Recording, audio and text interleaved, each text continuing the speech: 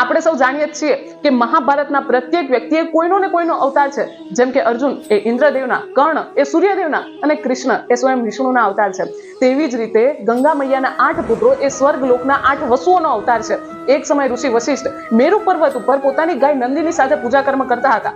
ગૌ માતા નંદિની કે જે કામધેનુના પુત્રી છે, તેથી તે પણ તેમના જેવા જ લક્ષણો ધરાવે છે. તે જ સમયગાળા દરમિયાન વસુઓ પોતાની પત્ની સાથે મેરુ પર્વત પર વિચરણ કરવા માટે આવે છે. ત્યારે ધો નામના વસુના પત્ની નંદિનીને જોતા તેને પામવાની ઈચ્છા કરે છે. પત્ની હઠથી વશ થઈને ધો પોતાના 7 ભાઈઓ સાથે મળીને નંદિનીને લઈ આવે છે. અહીં ઋષિ વશિષ્ઠ નંદિનીને ન જોતા ચિંતાતુર થાય છે અને પોતાની દિવ્ય દ્રષ્ટિથી પામે છે કે વસુઓ તેને લઈ ગયા છે. આ વાતને જાણીને કોપિત થઈને તે શ્રાપ આપે છે કે 8 વસુઓને ભૂલોક ઉપર મનુષ્ય સ્વરૂપે જન્મ લેવો પડશે. આ વાતને જાણીને વસુઓ માફી યાચના કરે છે.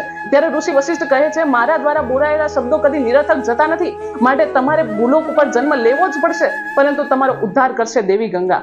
પરંતુ હા, ધો કે જેને પત્ની હઠથી વશ થઈને આ કૃત્ય કર્યું છે, તેને લાંબા સમયગાળા સુધી ભૂલોકમાં રહેવું પડશે અને જેટલો પ્રેમ તે પોતાની પત્નીથી હાલ કરે છે તેટલો જ વિરહ સહન કરવો પડશે. તે ન તો કોઈ સાથે વિવાહ કરી શકશે કે ન રાજા બની શકશે.